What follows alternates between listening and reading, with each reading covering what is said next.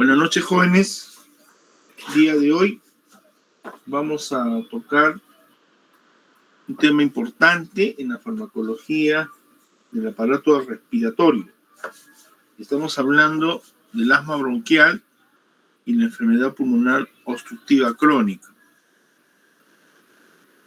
Bueno, el asma como síndrome se caracteriza por una obstrucción en las vías respiratorias porque básicamente hay un componente inflamatorio caracterizado por una broncoconstricción observado especialmente en pacientes, ¿no?, que tienen enfermedad de forma heterogénea. Existen varios fenotipos en la cual su prevalencia existe, pues, en los últimos años ha incrementado.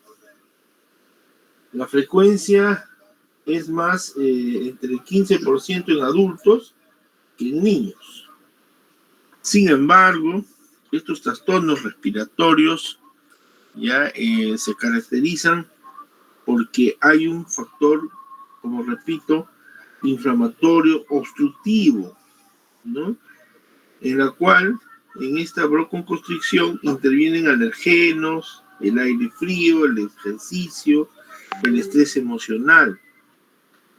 Además también se caracteriza porque los mastocitos, ¿no?, conjuntamente con los eosinófilos y factores del complemento, como la histamina, ¿no?, van a producir un broncoespasmo y por lo tanto una dificultad para respirar, lo cual vamos a ver, pues, que hay sibilancias, opresión en el pecho, tos, especialmente en la noche.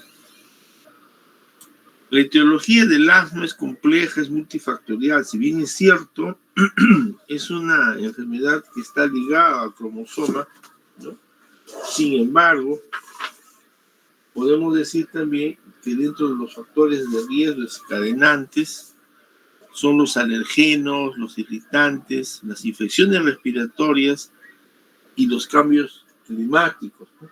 Entonces, estos factores de riesgo son importantes, ¿no? El principal es la atopía, ¿no?, que es un factor de riesgo al padecer asma para las personas que presentan crisis asmáticas, entre otras. Son los alergenos que van a producir esta hiperreactividad bronquial, ¿no?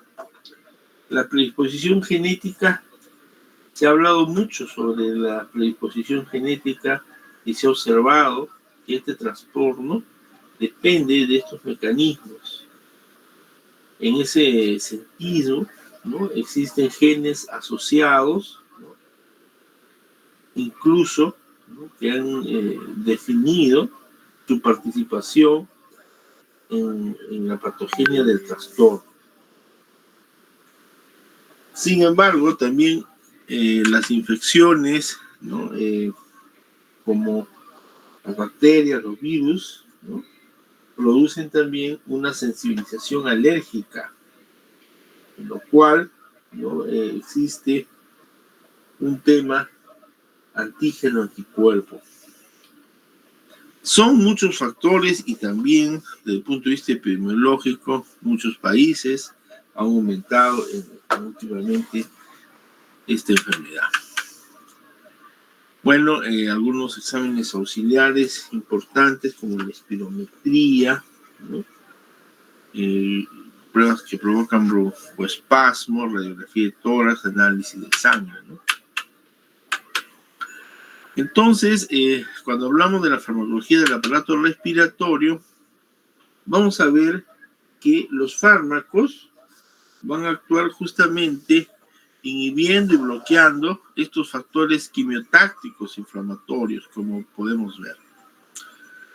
En ese sentido, vamos a ver específicamente fármacos que van a actuar en el tampón mucoso, estimulando la vasodilatación, en la hipersecreción de moco, en la hiperplasia, en la fibrosis subendotelial, en el miofibroblasto, y en la broncoconstricción, estimulando el reflejo colinérgico, produciendo la hipertrofia y la hiperplasia. En ese sentido, la evolución de broncoespasmo y su relación con la inflamación, fíjense ustedes, ¿no?, ha ido evolucionando en el tiempo desde los años 70, que se descubrieron los corticosteroides, ¿no?, hasta el año 2000, que poco a poco se ha ido, como se dice, remodelando el tratamiento a utilizar inhaladores. Entonces, nos centramos en el tratamiento farmacológico del asma, propiamente dicho. Vamos a entender a buenas a primeras, ¿ya?, que por un lado tenemos el alivio rápido, el ataque agudo, en crisis asmáticas, del asma, ¿no?, agudo intermitente, y por otro lado, luego de una categorización clínica, ¿no?, el asma crónica, ¿no?, tratamiento a largo plazo, ¿no?, con antiinflamatorios. Sin embargo, tanto los broncodilatadores, beta-agonistas, anticolinérgicos, muscarínicos, teofilina, y los antiinflamatorios a la cabeza, los glucocorticoides, que son tratamientos de primera línea, como algunos otros anticuerpos monoclonales en el asma crónica. Entonces, se tiene que hacer una valoración espirométrica de acuerdo a su volumen expiratorio forzado en su primer segundo y su volumen o flujo expiratorio máximo, catalogando el asma intermitente o persistente. Vamos conjuntamente con la sintomatología, vamos a determinar un esquema terapéutico para el paciente.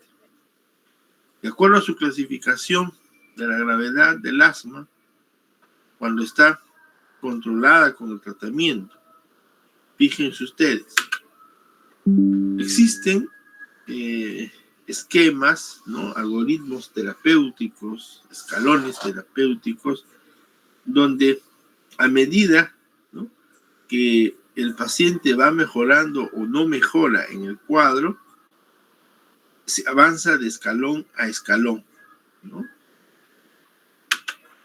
Tal es así que lo que se logra, ¿no?, con el tratamiento terapéutico en el asma es reducir, ¿no?, los efectos adversos, incrementar potencial el efecto farmacológico, ¿no?, por un lado por el grado de control o por otro lado por la acción terapéutica.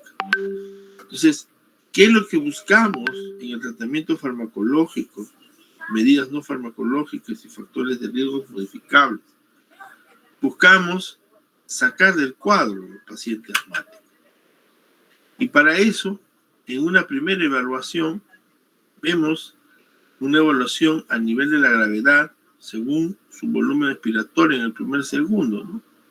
Vemos si la crisis es leve, moderada, grave o una crisis vital, ¿no? Entonces, se toma la decisión y evaluamos después en una segunda evaluación, después del tratamiento, una respuesta, ¿no? Y si hay buena respuesta dentro de las 3 horas o mala, tomamos una decisión, ¿no?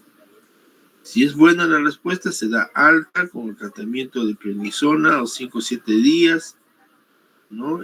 Completar con su cita. Y si es mala la respuesta, se hospitaliza con oxígeno, salbutamol, hidrocortisona, prednisona, ¿no? Entonces, los glucocorticoides son los abanderados, que son pues los fármacos de primera línea en el tratamiento del asma, ¿no? Los glucocorticoides son un grupo de fármacos, ya que en el tratamiento del asma aguda intermitente ha dado buenos resultados, ¿no? Entonces, Son eficaces en el tratamiento por la variedad que existe. No solo el asma, ¿no? También los corticoides son útiles en la rinitis alérgica, en la enfermedad pulmonar obstructiva crónica, ¿no? Entonces, visto que el asma es una enfermedad inflamatoria crónica, los glucocorticoides, ¿no?, es el pilar en el tratamiento del asma.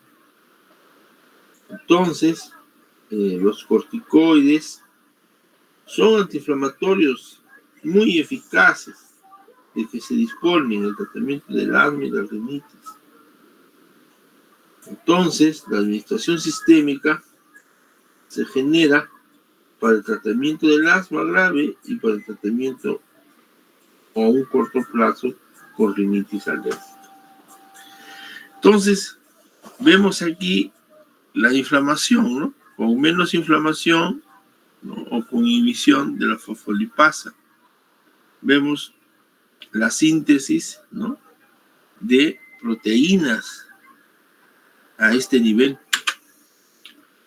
Entonces, los corticosteroides, ¿no?, por ejemplo, disponibles inhalatorios, la beclometasona, la budesonida, la fluticasona, ¿no?, la triamcinolona, ¿no?, actúan en estas células inflamatorias, ¿no?, y células estructurales, ¿no?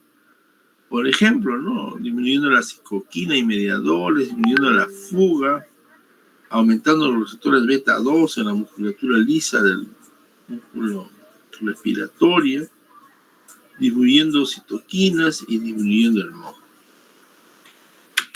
Los glucocorticoides inhalados mejoran entonces la función pulmonar. ¿Por qué? Porque igual van a prevenir principalmente a largo plazo las crisis asmáticas. Por eso que es importante, ¿no?, el tratamiento por lo menos de 8 semanas para obtener una respuesta máxima, ¿no?, reduciendo la frecuencia y gravedad de las exacerbaciones, mejorando la calidad de vida. Esto es muy importante. Entonces, si hablamos de los efectos farmacológicos de los glucocorticoides, diremos pues que incrementa la respuesta de la vía aérea con los agonitas beta 2 adrenérgicos. Ahí vemos en el esquema, ¿no?, activando el receptor beta 2, propiciando la broncodilatación, estimulando el efecto antiinflamatorio en los receptores de glucocorticoides, y se da todo el mecanismo. Su dosificación diaria de algunos de los corticosteroides inhalados, los más conocidos, y comparación, ¿no?, por ejemplo, los picos expiratorios con la fluticasona, por ejemplo, en un máximo aumento, ¿no?, mayor son las exacerbaciones, signos de nocturnos, el uso de beta 2 y el flujo, ¿no?, expiratorio pico, en este caso de la budesonida, ¿no? Estos son los inhaladores, ¿no?, típicos, ¿ya? Y fíjense, del inhalado, un porcentaje nomás se va a los pulmones, un 10 al 20%, el 80%, el 90% se va al tracto gastrointestinal, se absorbe a nivel gastrointestinal, luego se metaboliza en el hígado y pasa pues vía circulación sistémica. También hay efectos adversos, ¿no? Creo que una de las principales efectos adversos del glucocorticoide es el estado de inmunosupresión, dependiendo de su dosis también. El índice de beneficio y riesgo por inhalación, preferentemente, sus reacciones adversas, ¿no? Entonces, comenzamos con otro grande grupo, ¿no? Un gran grupo de los broncodilatadores.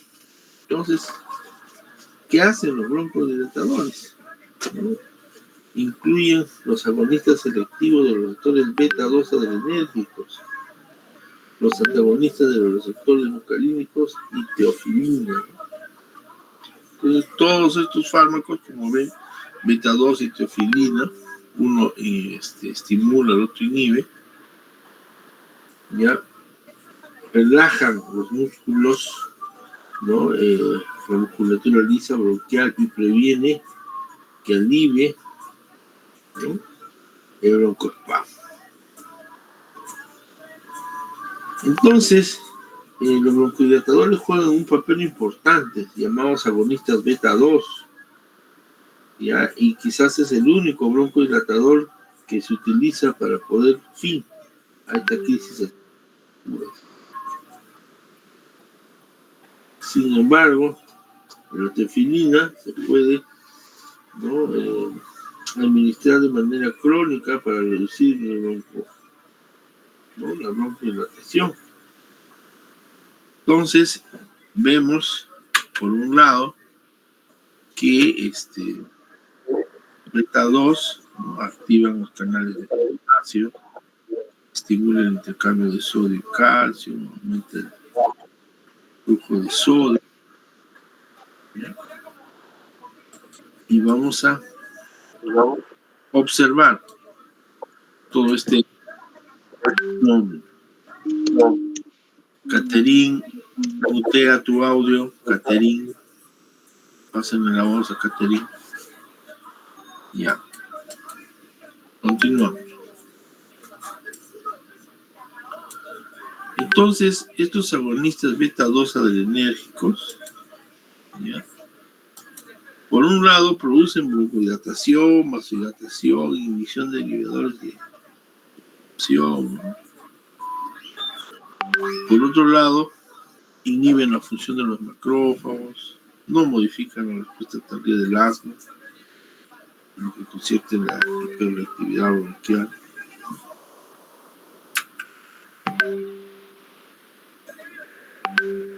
Algunas propiedades de los agonistas adrenérgicos, ¿ya?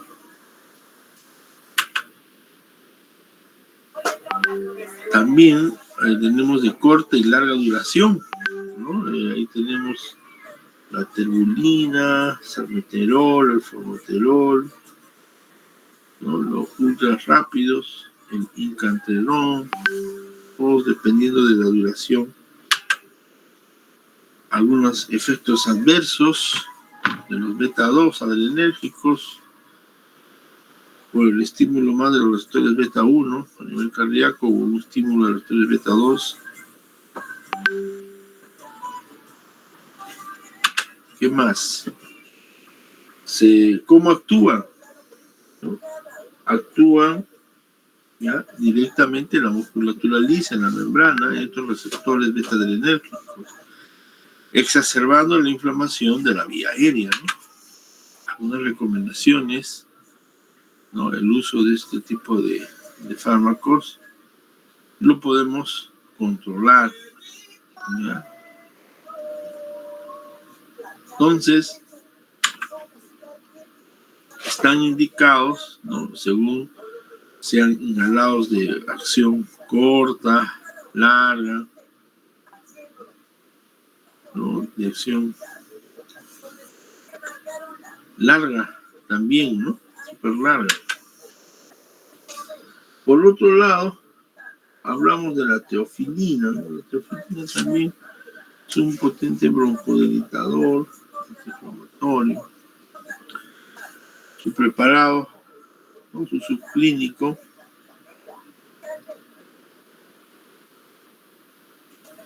entonces, la teofilina actúa aquí en la musculatura lisa, ¿no? Es a nivel celular con inhibidor de las isoenzimas, ¿no?, el bloqueo de los receptores de adenosina, inhibición de los canales de calcio, ¿no?, inhibe el ingreso de calcio e incrementa la secreción de catecolaminas.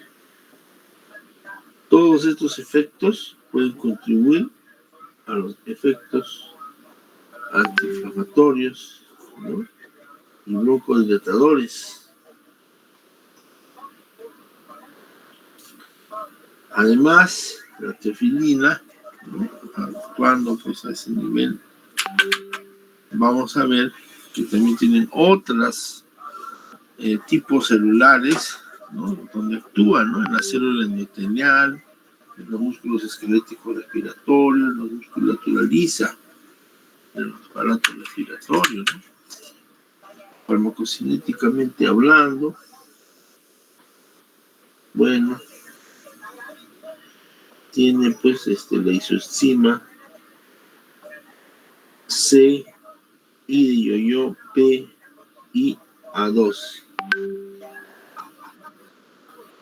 Entonces, ya en el tratamiento del asma tenemos que evaluar estos parámetros, ¿no? Su performance, su mecanismo de trabajar, ¿no?